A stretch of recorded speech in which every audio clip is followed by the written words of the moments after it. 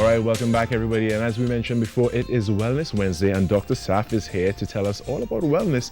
And we are continuing that conversation on resilience. Good morning, Dr. Saf. Good morning, Carrie. Good morning, Trinidad and Tobago. How are you all this morning? I'm doing great. It's always great having you here because I am put in good company. And thank you so much for joining us at the QRC Career Day last week Friday. Of course, it was my pleasure. Yes. I really enjoyed being able to share and, just have at least a little influence on the young minds and, the future leaders of this country. It was really great that we were able to bring together so many positive role models. And I was very happy to be able to showcase the health and wellness segment and some of the leaders within there.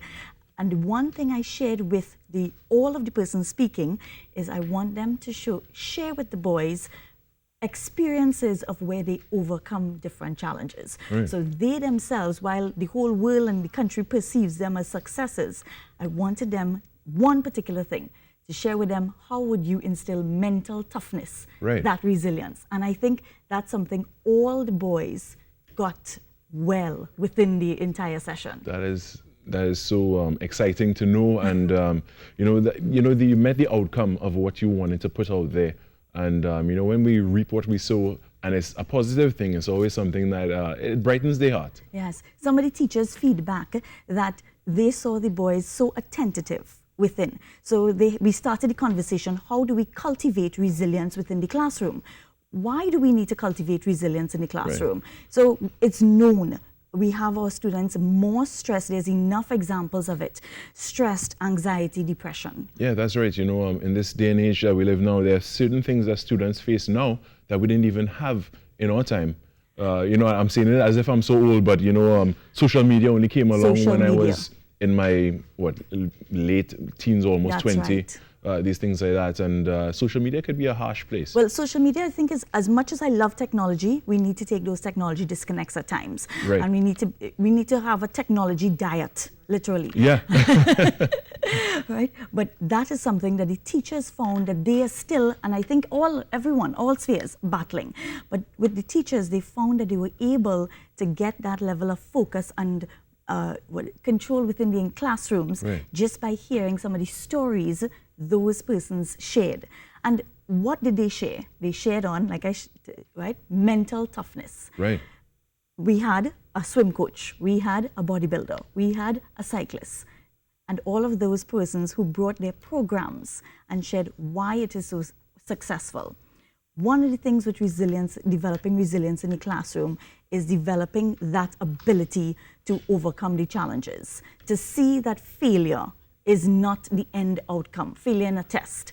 The parents were given those skills. The teachers and the students were given the skills on how to really look at failure as a positive approach. That's right. I think too often we're focused on end exam results. And exactly. Yeah. And, some parents are guilty of, if their child doesn't do very well in exams, they, in a way, come down hard on them. And, it doesn't bring anything positive because, that affects their self-esteem. It affects their sense of peace sometimes in some cases. And the way the mind works, our cognitive strategies, you can be praised with 25 comments, but the one negative comment is the one that sticks. Exactly. Right? A nice little acronym I like to remember, UE has UE SPEC, but I like to remember the SPEC, which is we learn to build support, we learn to build positivity, build engagement, and that C is confidence.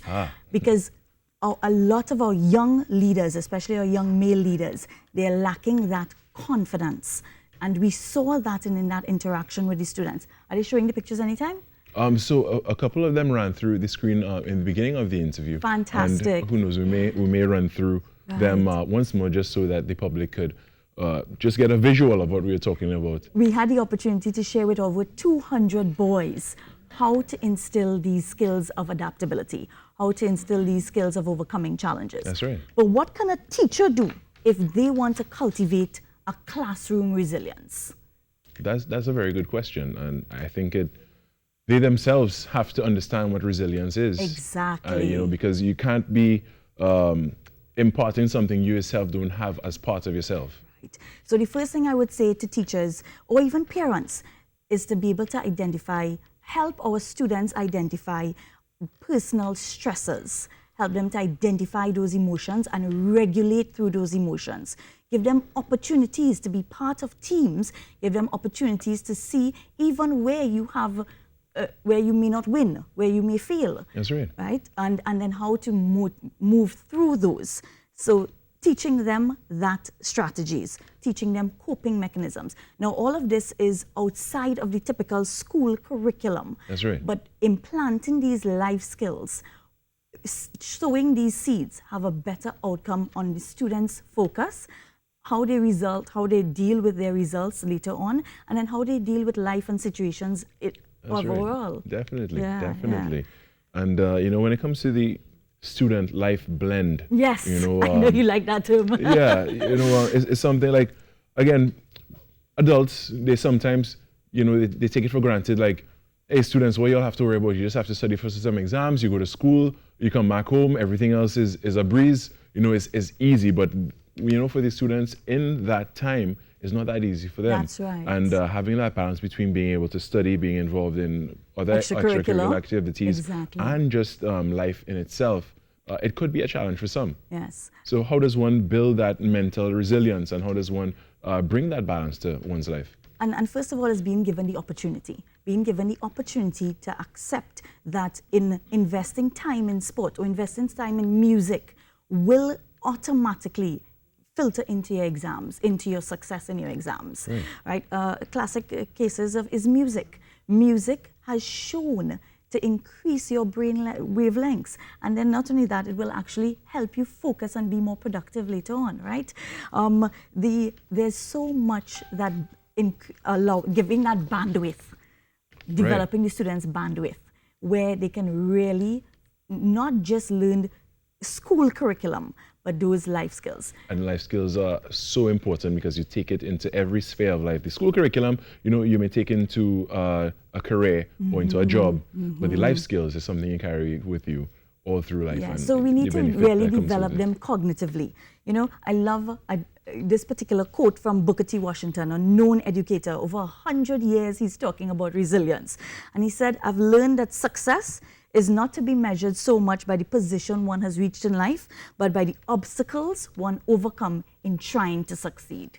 And that is a perfect way to close off this segment this morning, Dr. Saf. I want to thank you so much for joining us. This has been Wellness Wednesdays with Dr. Saf, continuing that conversation on resilience. And next week, are we finishing off? So yes, next week is our last conversation on resilience, and we're going to talk about resilience in the workplace. So we've talked about it from school, we've talked about it from home, now we're going to go into the workplace. So tune in. Thank you so much.